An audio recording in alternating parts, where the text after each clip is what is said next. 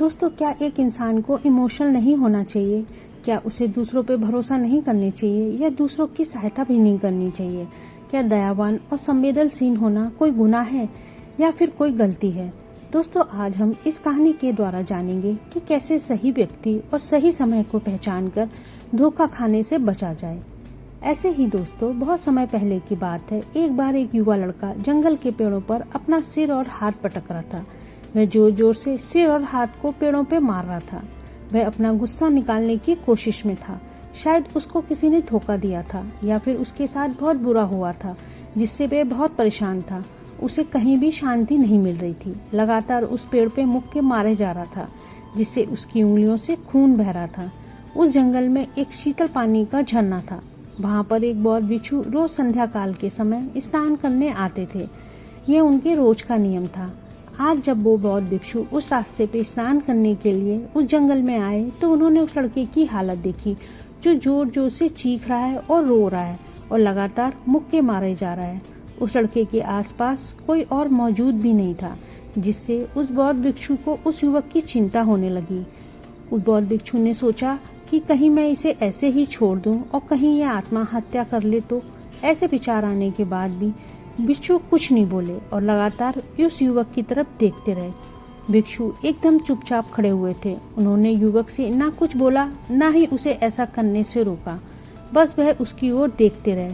कुछ देर तक उस युवक ने बौद्ध भिक्षु को नजरअंदाज किया, लेकिन कुछ देर के बाद उसे अजीब सा लगने लगा। तब उसने सोचा, ना तो ये मुझे रोक रहे हैं और ना ही कुछ कह रहे हैं, यह तो बस मुझे देखे जा रहे हैं। इसका क्या मतलब है? बड़े ही अजीब भिक्षु है। वह ऐसे विचार उस लड़के के मन में उठने लगे। जब कुछ देर बाद भी वह भिक्षु कुछ नहीं बोले तो उस लड़के ने अचानक उस भिक्षु से कहा, आप अपने रास्ते क्यों नहीं चले जाते हैं? आपको क्या मतलब है? आप खड़े खड़े मुझे क्यों देख रहे हैं? फिर भिक्षु ने बड़े स्वान स्वर में कहा, बेटा, मैं तुम्हें रोक नहीं रहा हूँ, तुमसे कुछ भी नहीं कह रहा हूँ, तो तुम्हें क्या परेशानी है? मेरी ही तरह ये पेड़ पौधे, ये पक्षी सब तुम्हें देख ही तो रहे हैं। जब इनसे तुम्हें कोई परेशानी नहीं है तो मुझे परेशानी क्यों होगी? भिक्षु की बातें सुनकर लड़का जोर से चीख कर बोला, मुझे सबसे परेशानी है। मैं हर किसी से नफरत करता हूँ। यहाँ पर सब धोखेबाज और गद्दार हैं। कोई किसी का नहीं होता इस दुनिया में। इस तरह बोलते बोलते वह जोर जोर से रोने लगा और रोए जा रहा था। तो बौद्ध भिक्षु उसे देखे जा रहे थे। वह उसे चुप कराने की कोशिश भी नहीं कर रहे थे। यह बात उस लड़के को और ज्यादा अजीब लगी। अब उसने रोना छोड़कर और वो लड़का खुद चुप होकर भिक्षु से बोला, आप बड़े अजीब आदमी हैं।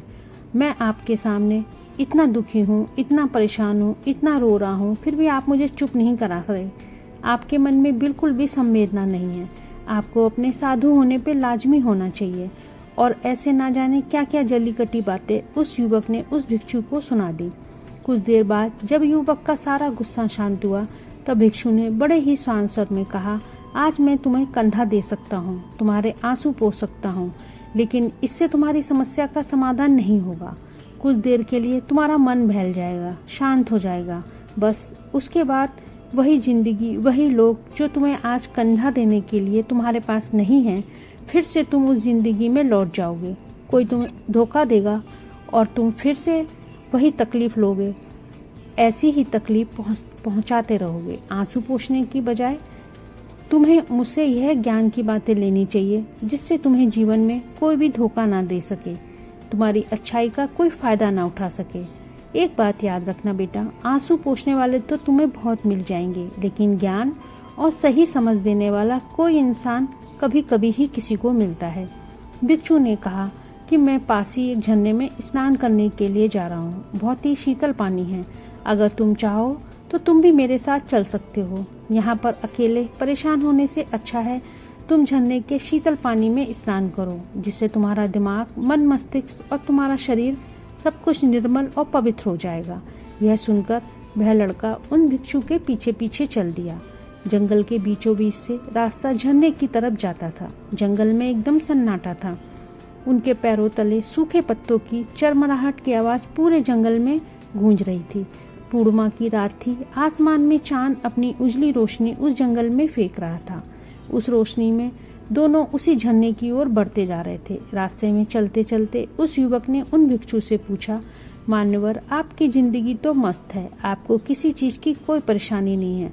क्या आपको पता है दुनिया में कैसे कैसे लोग बसते हैं, कितने धोखेबाज, कितने गद्दार, और सबसे बड़ी बात, अपने ही लोग धोखा देते हैं जिससे हम प्रेम करते हैं, जिनको हम अपना मानते हैं। जब उन्हीं से धोखा मिलता है तो कैसा महसूस होता है, यह मैं अच्छी तरह जानता हूँ। कभी कभी तो लगता है कि भोले और दयालु लोगों के लिए यह दुनिया नहीं बनी है, यह सिर्फ धोखेबाजों के लिए है, मक्कारों के लिए है। ऐसे ही लोग यहाँ पे फलते फूलते हैं, वही आनंद से जीते हैं। और हमारे जैसे लोग जो दूसरों की सहायता करते हैं, दूसरों को अपना मानते हैं, वह हमेशा जीवन में दुख भरा रहते हैं और परेशान होते हैं। यही जीवन की सत्यता है और यही संसार है जिसमें हर रोज घुट घुट कर मरना पड़ता है। आगे वो लड़का भिक्षु से कहता है, आपने सही किया, ऐसी जिंदगी को त्याग दिया, पीछे छोड़ दिया। अब बस अपने में मस्त, किसी से कोई परेशानी नहीं, कोई चिंता नहीं। मैं भी सोचता हूँ कि संन्यास ले लूं, छोड़ दूं इस दुनिया को। यह सुनकर उन भिक्षु ने कहा, बेटा तुम्हें क्या लगता है सन्यासी जीवन बहुत आसान है?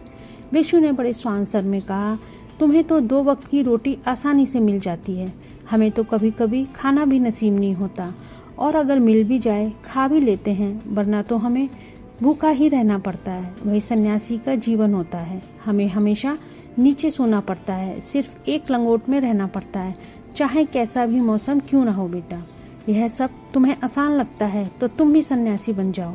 फिर युवक ने कहा, आप कहते तो ठीक है, संघर्ष तो दोनों तरफ है, सांसारिक जीवन में भी और सन्यासी जीवन में भी। वैसे सांसारिक जीवन में तो सब कुछ अच्छा है, लेकिन जब तक परिवार में सुख शांति बनी रहे, धोखा ना मिले, हमारे लोग हमारा फायदा ना उठाएं, हमसे झूठ ना बोलें, हमें धोखा ना दें, तो जीवन जीने का आनंद होता है, वरना जीवन नर्क हो जाता है। फिर भिक्षु ने कहा, देखो सन्यास अपने मन से लिया जाता है। जब हमारा मन कहता है कि हमें सन्यास के मार्ग पर सफलता हासिल करनी है, आगे बढ़ना है, तो ही सन्यासी जीवन सफल हो पाता है। लेकिन तुम अपने घर से परेशान होकर, दूसरों से परेशान होकर अगर सन्यासी बनना चाहते हो तो तुम्हारा सन्यासी जीवन भी कभी सफल नहीं होगा। इससे अच्छा तो तुम सांसारिक जीवन में अलग कुछ तरीके, कुछ नियम अपनाओ, तो दूसरे लोग तुम्हें धोखा नहीं दे पाएंगे। सबसे पहले तो यह समझो कि धोखा तो उन्हें ही मिलता है जो इमोशनल रूप से कमजोर होते हैं, उनके दिल जल्दी पिघल जाते हैं, जो दूसरों को दुख में नहीं देख पाते। ऐसे लोगों के साथ धोखा होने की संभावना सबसे ज्यादा होती है, क्योंकि कोई भी आदमी अपनी परेशानी बताकर, अपने को दुख बताकर तुम्हारा फायदा उठा सकता है। क्या पता वह झूठ बोल रहा हो, वह दुखी होने का नाटक कर रहा हो, लेकिन आपको तो सच ही लगेगा।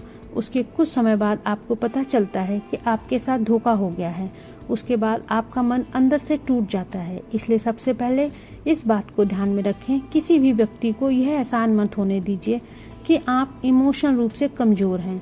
आपका दिल बहुत नरम है। अगर उन्हें यह कमजोरी पता चल गई तो कोई ना कोई जाल रचकर आपका फायदा उठाने की जरूर कोशिश करेंगे। चाहे आप अंदर से संवेदनशील हो, दूसरों की मदद करने वाले हो, किसी को एहसास मत होने दो। ऊपर से हमेशा कठोर बने रहो। जब लोगों को लगेगा यह आदमी तो बहुत कठोर है, तब वह लोग जो झूठे हैं, मक्कार हैं, वह आपके पास आएंगे ही नहीं। और दूसरी बात समझने की यह होती है, हम बहुत जल्दी दूसरों पे विश्वास कर लेते हैं। हमारी जल्दी विश्वास करने की यह आदत हमें हानि पहुंचाती है।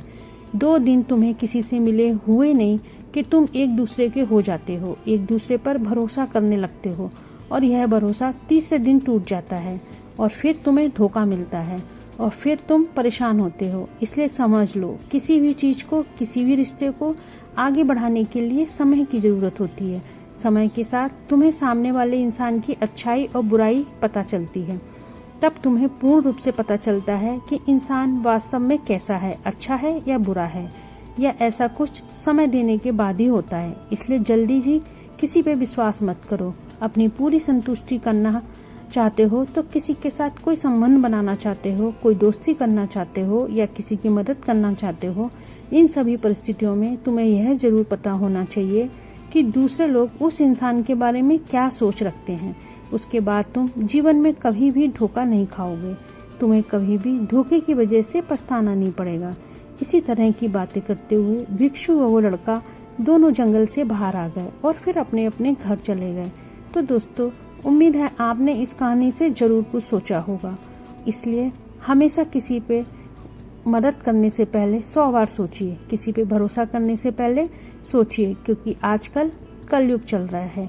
उम्मीद है दोस्तों, अगर वीडियो पसंद आई हो तो प्लीज़ चैनल को लाइक और सब्सक्राइब कीजिएगा। ओम नमो बुद्धाय।